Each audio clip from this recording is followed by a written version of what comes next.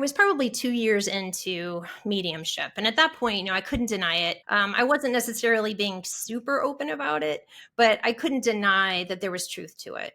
It was around that time that I started getting messages from children in spirit who were unfortunately either killed by pedophiles or involved in some kind of horrible death or sudden death. Some of those messages led me to reach out to other detectives across the country. So upon doing that, a friend of mine from New York reached out to me and she said, "Hey, can you help? Because my best friend's husband is missing. I'm happy to try and help however I can." Enter Mark Pucci, because he had volunteered to work on that case as well as a bona fide detective. And so that's how Mark and I met. And I was told by my friend that there was a detective involved, who was open, I guess I should say, to listening to someone who was a carpenter / medium. That was back in 2013, I believe. I really just truly wanted to help. And so I was nervous, and there's NYPD detective is willing to chat with me. He was wonderful. He was open. He was very gracious. He didn't give me anything, he was very detective-like in how he was communicating with me, which was actually great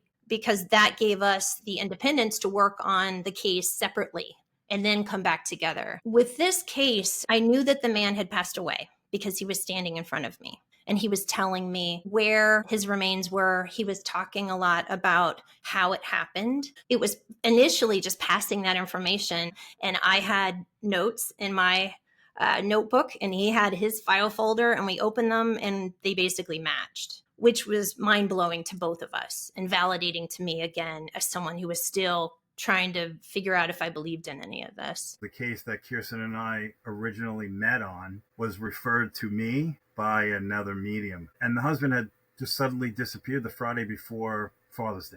He was a family man, a union construction worker, like clockwork. He was home at 3:10 every day, barbecued on the weekends, played with the kids in the pool. Just one of those dads. So long story short, I found that there were a lot of, like irregularities and consistencies, and I absolutely didn't agree with what the homicide detective's conclusion was. So I agreed to come onto the case and then started to do what I would describe as just traditional boots on the ground. So the widow approached me and said, "I have another medium." She said, "Would it be okay?" And I was like, "Absolutely." Within a couple of days, we scheduled a call. So, that was the beginning of the conversation, and she was different. She was authentic. She doesn't do it professionally. She wasn't looking for notoriety. She was literally just saying, I don't know if I can help. I have this strong feeling inside that I feel like I'm drawn to this, and I feel like I need to do this, and I want to help. So on that first call, she was telling me, her initial broad strokes of what she felt and some circumstances, and also tapping into our victims, interacting with her and describing what he felt, fear, sharp pain in the back of his head, and then moving to the more specifics of, I'm in a damp place, but I'm not in the water. I was starting to, kind of hone in to many of those same details through probably close to 100 direct interviews with individuals. So when those two worlds collide and they're that close, I put that into virtually undeniable. I was feeling, how could she know that? She's in Arizona and I'm in New York, and there's no way she would know this. It was never in the newspaper. It was never, so all the questions that somebody would ask me, well, could you Google it? Was there a news story? Was it in the press? And we were, 2,000 miles away from each other. I remember very early one morning, she called me, which we didn't generally do before an email or a text. I actually, at first, was worried because I thought something had happened to her. She prefaced the call saying, "I know you're going to think I'm crazy, but I just have this overwhelming feeling that whatever area you're going to be in is a dangerous area. And if it happens to be where you think that he may have been either permanently or temporarily buried, disposed of, he's not alone. And this is an area that they frequently use. It is being watched." I was going to actually go to the area and take photographs looking for anomalies and disturbances in the underbrush and vegetation and stuff that would be consistent with possibly disposing of a body or, digging a grave. And she gave very specific details of who would be watching, which was very important. She mentioned a certain very distinct accent and other characteristics that we could say would possibly indicate that the person was in some sort of an organized crime organization. So I thanked her and, more or less just set off on my day with tucked that away subconsciously. Later that day, I went to that area and I was doing what you call a photo canvas. And then at some point, I noticed that somebody stopped and wasn't driving by me. So I glanced over and this individual is glaring at me. He is shadowing me. If I moved 50 feet, he was still parallel to me. So when I turned to him, he was angry and said, "I'm not done talking to you." When he got angry, his accent became a little more accentuated and the hair on the back of my neck stood up. And I immediately remembered what Kiersten had conveyed to me earlier that morning. I had my firearm with me, and I accessed it by moving my shirt, and where he was seeing me holding it, and we're locked eyes looking at each other, probably like the Old West. As he was stepping out, he was reaching into the door, where I would assume that he had a weapon as well. He ended up just receding back into his truck and then slowly started to move forward and drive away from me. The biggest takeaway that I could convey, her giving me that information with the urgency that she did and the specificity of accent, I mean, right down to, types of tattoos and demeanors, that literally, without a doubt, saved my life because it allowed me the split second reaction time to be ahead of him. We always talk about how I saved you, but honestly, you've saved me in so many different ways in our friendship and our partnership. And you gave me immense faith in this life that I'm leading right now and to know what to do with this gift.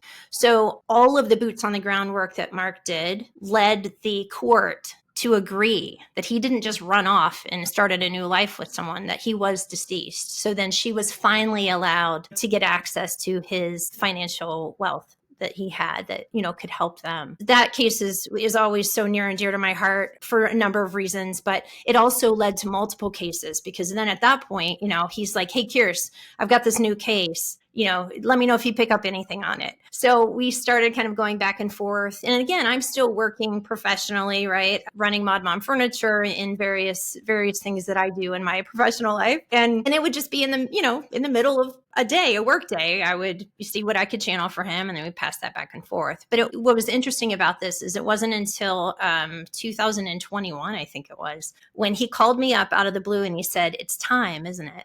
And, as much as we talk about my intuition, Mark is incredibly intuitive. I knew exactly what he was talking about, that it was the right time. And it gave me confidence to say, "Okay, let's do this. What do we need to do?" Mark and I basically ended up co-founding the National Institute for Law and Justice, knowing that it was now the right time. We created this nonprofit where we help families of crime victims. Some family members are missing. Some have been murdered, or they're homicide cases where there are questions. Again, still in between working our regular jobs and Mark working active cases that he has with his detective agency. We're starting to get a tremendous volume of cases, and we felt that the not-for-profit was the best vehicle for us to fund the cases at no cost to the victims' families, because many times the crossover between crime victim is also involving socioeconomic strife as well. Many of our victims' families could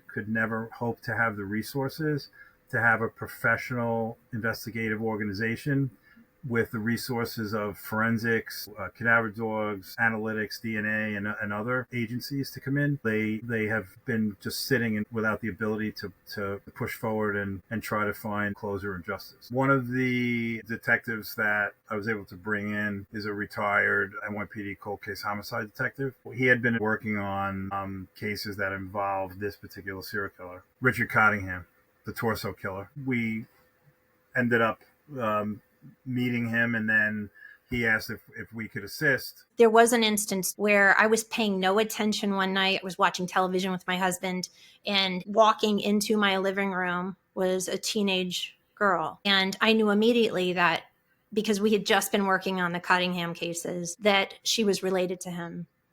And so she told me her name was Alice. And I immediately go online and I start looking, and I'm not finding anything. I look a little bit more and I find a woman who had gone missing, was still missing. And she was telling me that she went missing and that he killed her.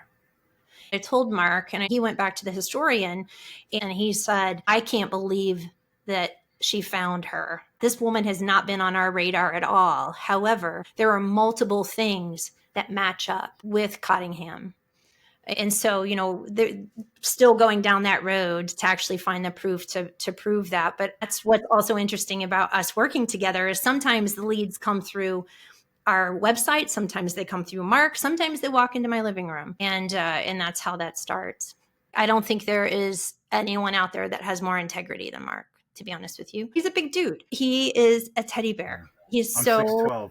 He's 6'12". He's 6'12". He's such a sensitive, caring person. So I'll use many more adjectives, but I'll just say she's my sister.